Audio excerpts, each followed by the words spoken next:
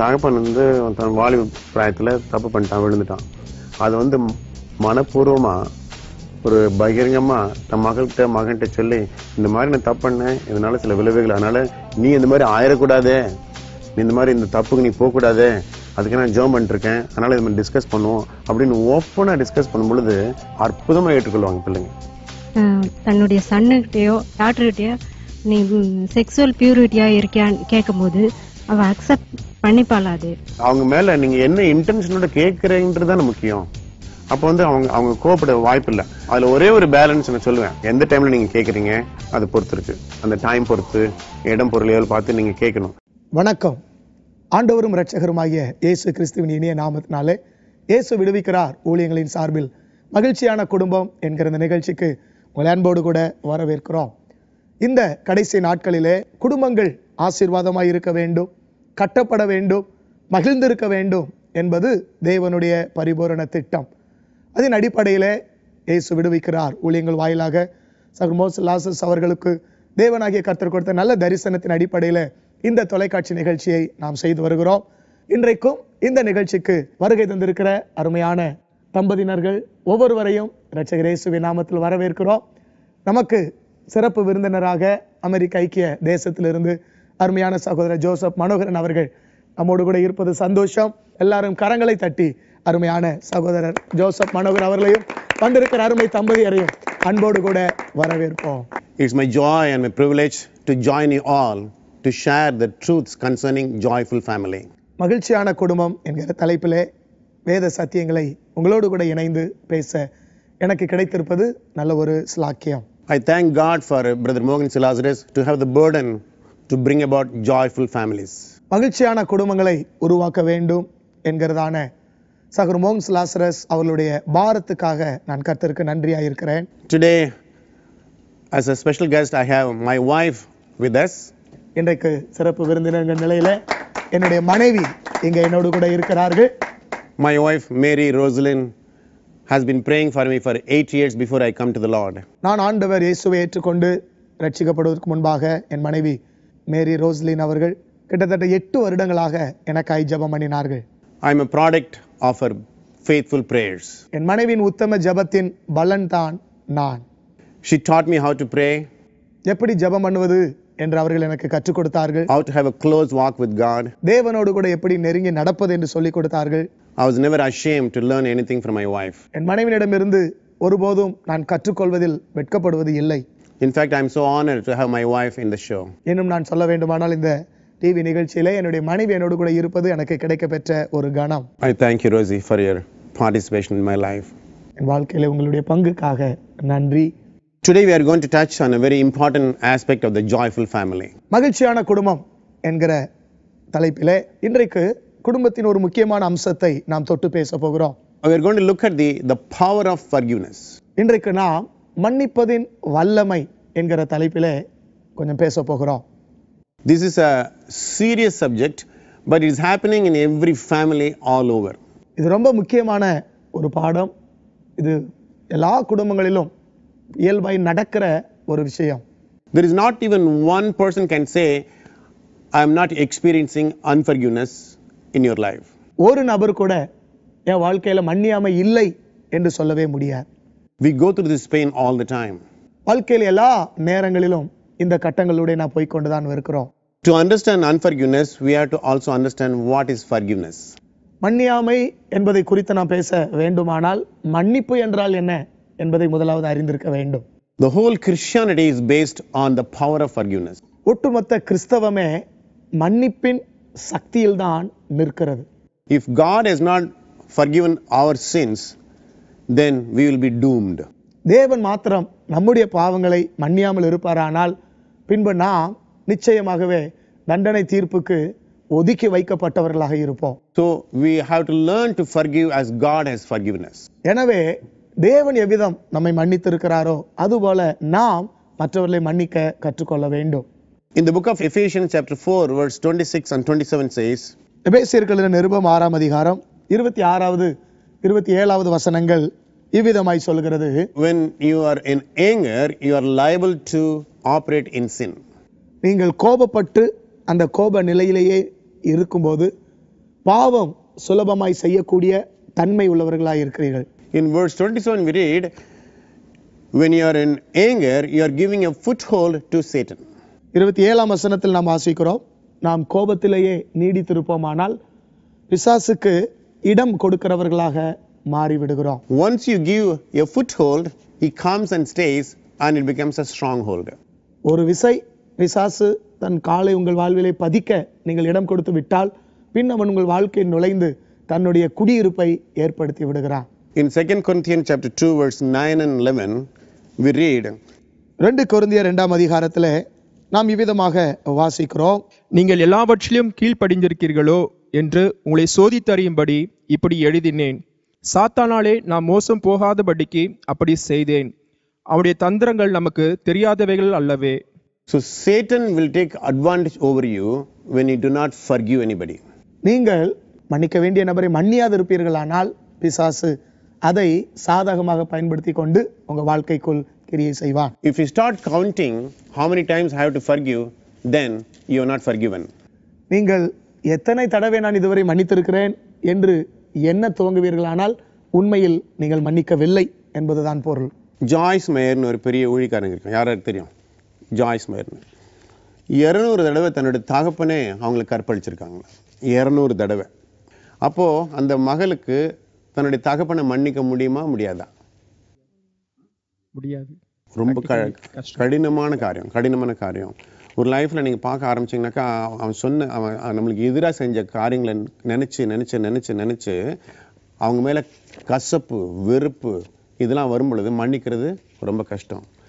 ஆனாலும் ஆண்டவருடைய வார்த்தைக்கு கீழ்ப்படிஞ்சு இந்த அம்மா தன்னுடைய தகப்பனை மன்னிச்சு கடைசி வரைக்கும் பாதுகாத்து அவங்களே சத்தியத்தை சொல்லி ஆண்டவர்கள் நடத்தினாங்களாம். ஆண்டவர்கள் ஹல்லேலூயா சொல்லாமா? ஹல்லேலூயா. நீங்க மன்னிக்க ஆரம்பிக்கும் போது அதுல இருந்து ஒரு பெரிய விடுதலையும் ஆண்டவர் அனுமதிப்பாரு.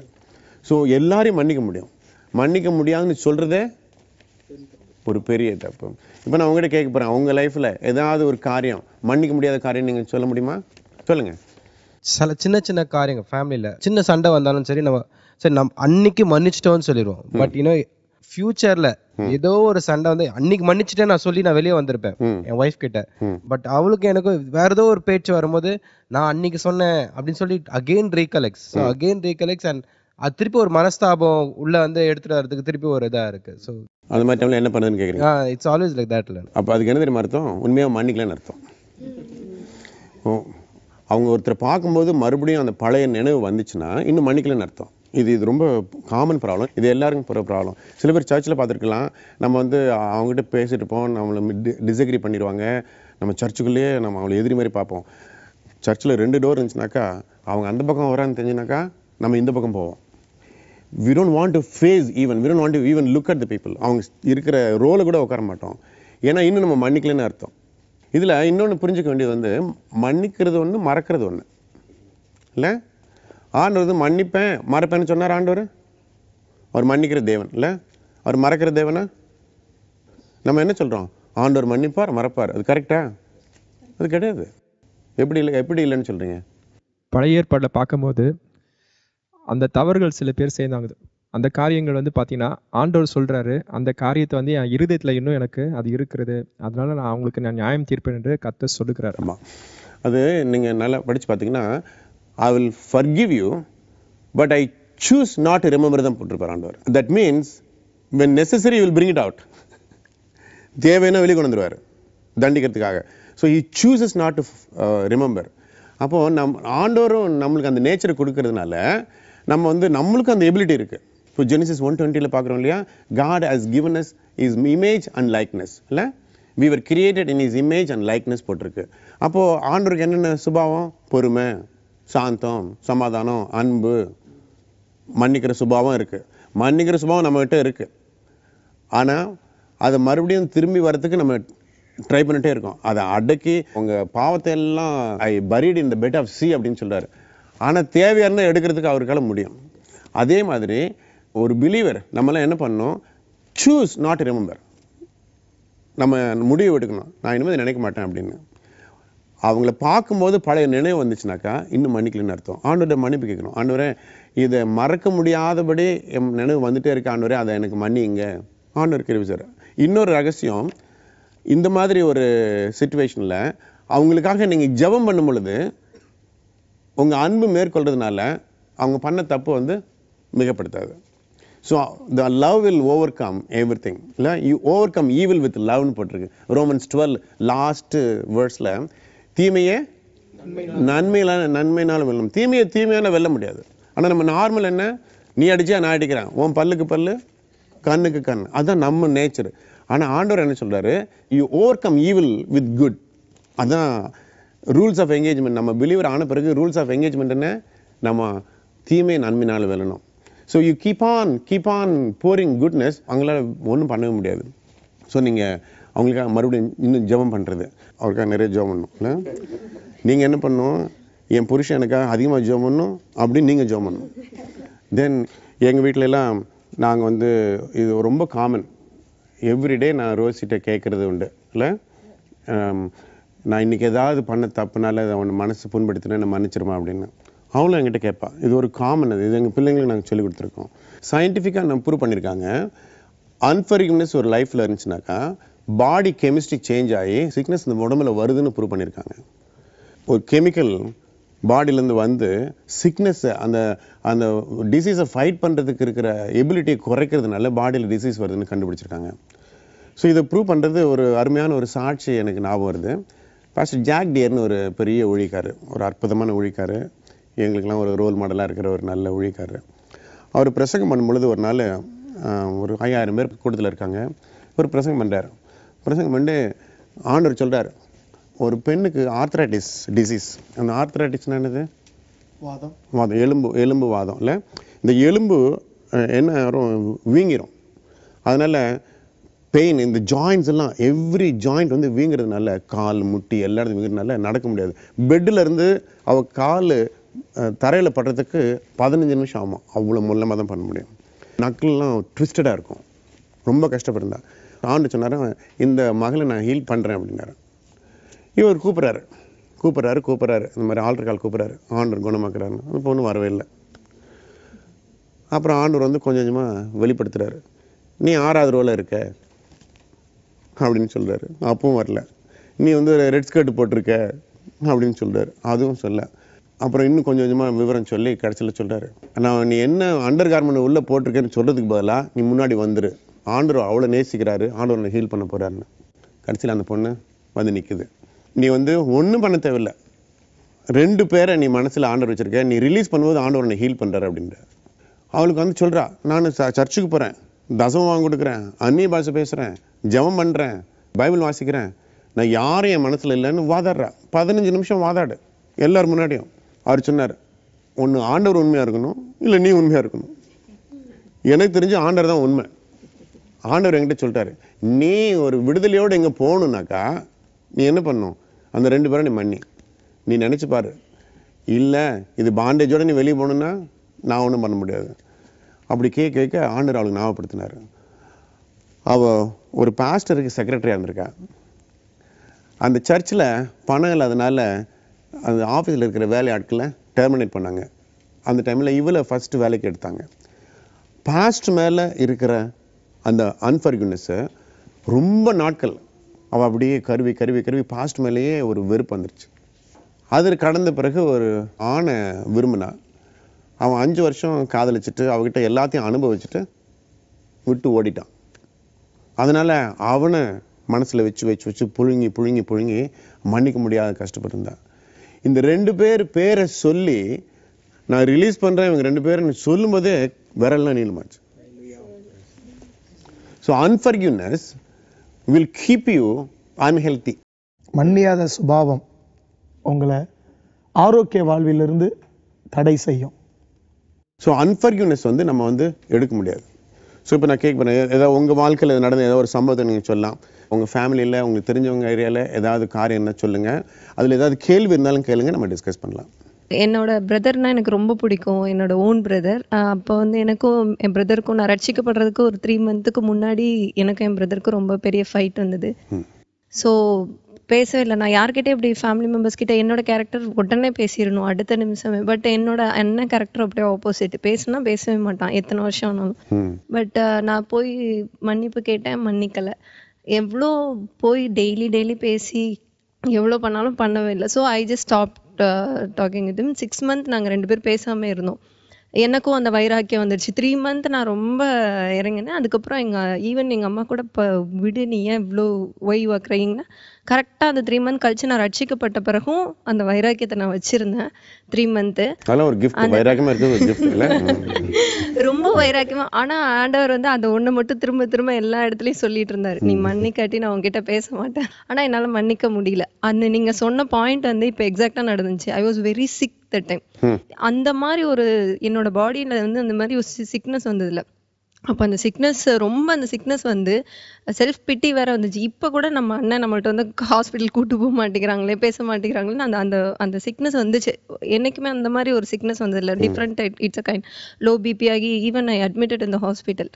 அப்போ வந்துட்டு கன்ஃபஸ் பண்ணேன், நான் மன்னிக்கிறேன், மனசார மன்னிக்கிறேன். ஈவன் அவன் வந்து பேசாட்டே எனக்கு கவலை இல்லை, பட் நான் மன்னிக்கிறேன், கசப்பை வந்து நான் மன்னிக்கிறேன்னு சொல்லும் போது எனக்குள்ள அந்த ரிலீஸ் ஆயிடுச்சு. நெக்ஸ்ட் நீங்க சொன்ன பாயிண்ட், அந்த ப்ரேயர் பண்ணேன். நான் பேசணும், நான் பேசணும், we just need the again the same love with him அப்படி. அப்போ வந்துட்டு ஆண்டவர் ஒரு பெரிய விடுதலை கொடுத்து த சேம் லவ் அப்படி ஒரு டபுள் மடங்கா எனக்கு திரும்ப வந்தது எங்க அண்ணன் கிட்ட. So I thank God for this. And இந்த சேம் பாயிண்ட் வந்து அப்ளிகபிள் ஆச்சு. ஈவன் இந்த ஃபியூச்சர் யார்கிட்டனாலும் அப்ளிகபிள் ஆனோ, will apply that and will pray for. இது வந்து நீங்கள் நம்ம கதை கேட்குற மாதிரி கிடையாது. நீங்கள் பார்க்குற எல்லாரும் உங்களுக்கு நாங்கள் அன்போடு கேட்டுக்கொள்கிறோம். இது வந்து உங்கள் வீட்லேயும் நடக்கிற ஒரு காரியம் தான். தகப்பன் மேலே, தாய் மேலே, பிரதர் மேலே, சிஸ்டர் மேலே நம்ம கசப்பு இதெல்லாம் வரும்பொழுது ஆண்டவர்கிட்ட ஒப்பு கொடுத்து அவங்களுக்காக ஜெபிக்கும் பொழுது அவங்கள மன்னிக்க முடியும். தேவனுடைய அன்பு நம்ம இடத்துல வரும்போது அவங்கள மன்னிக்க முடியும். இப்போ என் ஒய்ஃப் வந்து கன்சீவாக இருக்கா, அதனால கன்சீவாக இருக்காங்களா? ஆமாம், கன்சீவாக இருக்காங்க. கங்க்ராச்சுலேஷன்ஸ். 5 months sir. ஸோ கன்சீவாக இருக்கனால அவனால ரெகுலராக வச்சு சமையல் செய்ய முடியாது. சம்டைம் செஞ்சுருவான், சம்டைம் செய்ய முடியாது. அந்த டயத்தில் என்னை சாப்பாடு வாங்கிட்டு சொல்லுவான் ஹோட்டலில். இது மாதிரி இப்போ லாஸ்ட்டு 1 week முன்னாடி ஹோட்டலில் சாப்பாடு வாங்கிட்டு சொல்லியிருந்தேன். நான் ஹோட்டலில் சாப்பாடு வாங்கியிருந்தேன். 500 rupees கொடுத்துருந்தேன் ஹோட்டலில். திருப்பி 35 rupees கொடுத்துருந்தான். நானும் ஏதோ ஞாபகத்தில் வாங்கிட்டு வந்துட்டேன். ஆனால் வாங்கினது 65 rupeesக்கு தான் வாங்கியிருந்தேன். 400 rupees வாங்காமல் வந்துட்டேன். சரி சரி. வீட்டுக்கு வந்து பார்சல் வச்சு சாப்பிட உட்காரேன், அப்போ திடீர்னு ஞாபகம் வருது. அப்புறம் ஆப்போசிட் தான், வீட்டுக்கு ஆப்போசிட் தான். வேமா போகிறேன், அவர்கிட்ட போய் சொல்கிறேன், இந்த மாதிரி ஆயிடுச்சு, நீங்கள் 35 தான் கொடுத்தீங்க அப்படின்னு. அவர் சொல்கிறார், இல்லை நீங்கள் 100 தான் கொடுத்தீங்க, அதனால தான் உங்களுக்கு 35 கொடுத்தேன் அப்படின்னு. திரும்ப நான் சொல்கிறேன், என்கிட்ட 500 note மட்டும்தான் பர்ஸில் இருந்துச்சு அப்படின்ற. அவர் இல்லவே இல்லை அப்படின்ட்டாரு. சரி, நான் அப்புறம் அவர் ஃபோன் நம்பர் எழுதி வாங்கிட்டாரு. நான் அக்கௌண்ட்ஸ் எல்லாம் பார்த்துட்டு வேணா உங்களுக்கு சொல்கிறேன், ஒரு 11:30 கால் பண்ணுறேன்ட்டாரு. சரி, நான் வீட்டுக்கு வந்துட்டு சாப்பிடும்போது சொல்லிக்கிட்டு இருக்கேன், புலம்புறேன். அப்படி இது வரைக்கும் பைசாவே இப்படி மிஸ் பண்ணதே கிடையாது, ஃபர்ஸ்ட் டைம் அப்படி மிஸ் பண்ணிட்டோம் அப்படின்னு. எலிசபெத் அந்த ஹோட்டல்கார திட்டினா, இப்படியா பண்ணுவாங்க அப்படின்னு திட்டினா. அடுத்து சரி விடுங்கப்பா, அதாவது ஆண்டவர் வந்து இப்போ என்ன சொல்றாருன்னா, ஹோட்டலில் நீங்கள் சாப்பிடாதீங்க, வீட்டில் செய்யணும் அப்படிங்கிறத நமக்கு ரிமைண்ட் பண்ணுறதுக்காண்டி தான் இந்த இன்சிடென்ட் நமக்கு நடந்திருக்கு அப்படின்னு சொல்லி சமாதானப்படுத்தினேன். ஆனா அவ மனுஷா விட்டுட்டான். ஆனா அடுத்த நாள் எனக்கு இப்போ வரைக்குமே அவரை வந்து மன்னிக்க முடியல. இப்ப அந்த இது இன்ஸ்டன்ட் மன்னிக்கணுங்கிற ஒரு இது ஆனா தப்பு அவர் மேல இருக்கு, ஆனாலும் மன்னிக்க முடியல நம்மளால. இப்போ நீங்க சொல்ற பாயிண்ட், நீங்க இந்த நிகழ்ச்சி மூலியமாவே நீங்க மன்னிக்க போறீங்க அவரை. ஓகே, அது செய்ய போகிறோம் நம்ம. இப்போ வந்து அவங்க கரெக்டாக இருந்தால் தான் மன்னிக்கணும்னு அவசியம் கிடையாது. இது ரொம்ப சீக்ரெட்டு. அவங்க தப்பாக இருந்தால் கூட மன்னிக்கணும். இன்ஃபேக்ட் நம்ம ரெஸ்பான்சிபிலிட்டி எடுத்து நம்ம ஃப்ரீடத்துக்கு நம்ம மன்னிக்கணும். நம்ம எதாவது பண்ணிட்டு போயிடுவாங்க, அவன் ஜாலியாக சுற்றிட்டு இருப்பான். ஆனால் அதை நினச்சி செல்ஃப் பிட்டியில் நம்ம வந்து செத்து போயிடுவோம். அந்த ப்ராப்ளம் தான்.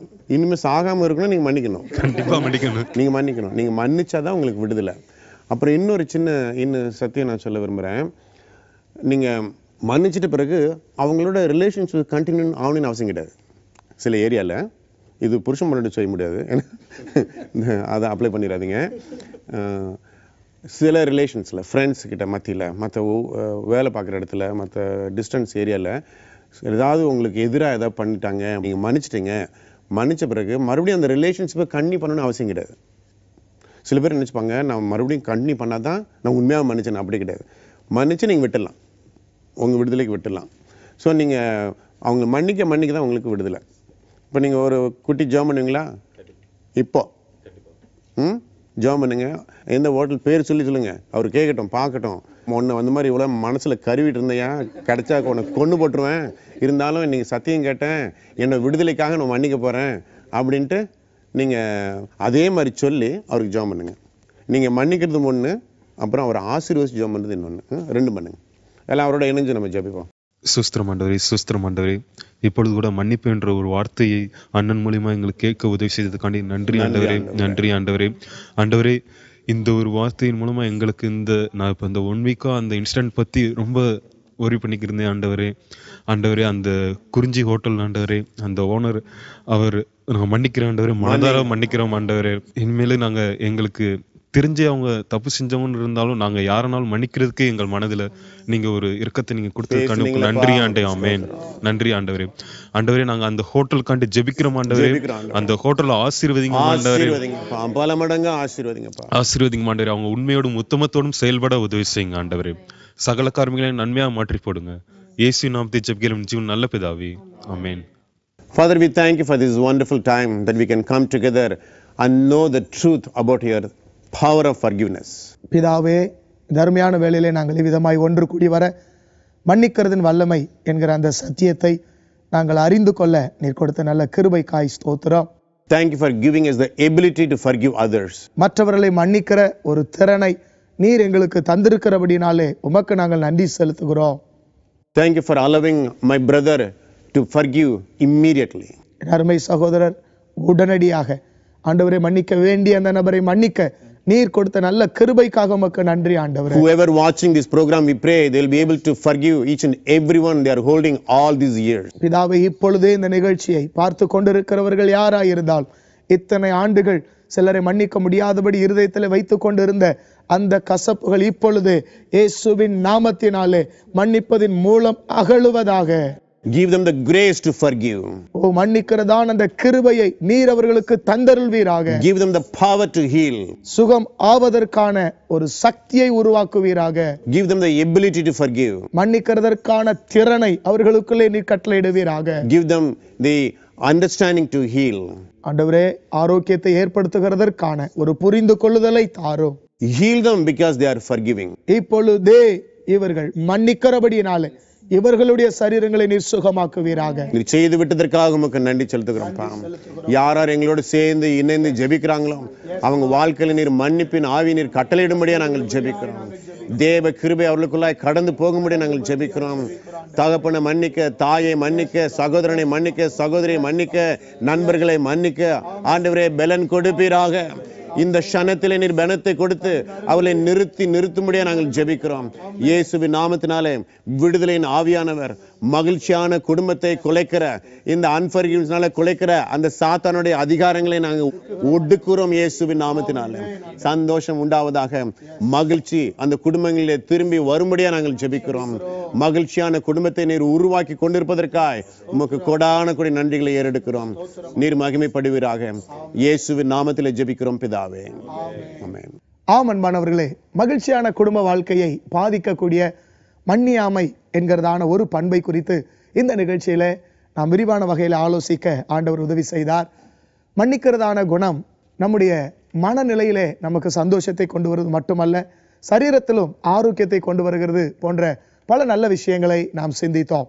இன்றைக்கும் உங்கள் வாழ்க்கையில இதுவரை நீங்கள் யாரையாகிலும் மன்னியாமல் இருப்பீர்களானால் இப்பொழுதே அருமை சகோதரன் எடுத்துக்கொண்ட தீர்மானத்தை போல நீங்களும் தீர்மானியுங்கள். அந்த நபருக்காக ஜெபம் பண்ணுங்கள். மீண்டும் அந்த நபரை ஆசீர்வதியுங்கள். நிச்சயம் ஆண்டவர் உங்கள் வாழ்வை ஒரு மகிழ்ச்சியான குடும்பமாக மாற்றுவார். தொடர்ந்து உங்களுக்காக நாங்கள் ஜெபிக்க விரும்பினால் கடிதங்களை எழுதுங்கள் அல்லது தொலைபேசியிலே தொடர்பு கொள்ளுங்கள். மீண்டும் அடுத்த வார நிகழ்ச்சியில உங்களை சந்திக்க ஆவலோடு கூட விடைபெறுகிறோம். கர்த்தர் இயேசுதாமே உங்களை ஆசீர்வதிப்பாராக. கணவனுக்கு சும்மா தும்மல்னாக்கா விடுதலை கொண்டு வா, மாத்திரை கொண்டு வா, அதை கொண்டு வா, இவனை கவனிக்கிறதே பெருசா இருக்கும். ஆனா மனைவி உடம்பு சரியாகும்போது யாரும் கவனிக்கிறது கிடையாது. என் தகப்பனார் குடிச்சிட்டு எங்கள் அம்மாவை பயங்கரமாக அடிப்பாங்க. சுற்றி பக்கத்தில் இருக்கிற மக்கள் எல்லாம் பார்ப்பாங்களே தவிர கிட்ட வந்து யாருமே எது கட்டிக்கிறீங்க ஏன்னு யாரும் கேட்க மாட்டாங்க, யாரும் விளக்க மாட்டாங்க. ஒரு வாரத்துல மாமியாருக்கும் மருமகளுக்கும் ஒரு வார்த்தை எப்படி ஆகும்னு தெரியலங்க. ஒரு வாரத்துல என்ன மேஜிக் தெரியல. அன்பார்ந்த நேயர்களே, மகிழ்ச்சியான குடும்பம் நிகழ்ச்சியில் நீங்களும் கலந்து கொள்ள மற்றும் ஆலோசனைகளை பெற்றுக்கொள்ள நீங்கள் தொடர்பு கொள்ள வேண்டிய முகவரி இயேசு விடுவிக்கிறார், VGP victory house, 2nd floor, எண் 17, அண்ணா சாலை, சாந்தி திரையரங்கம் அருகில், மவுண்ட் ரோட், சென்னை 2.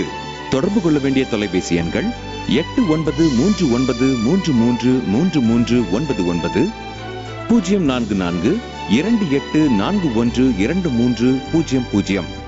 இமெயில் முகவரி jesusredeemschennai@gmail.com. தேவன் உங்களை ஆசீர்வதிப்பாராக.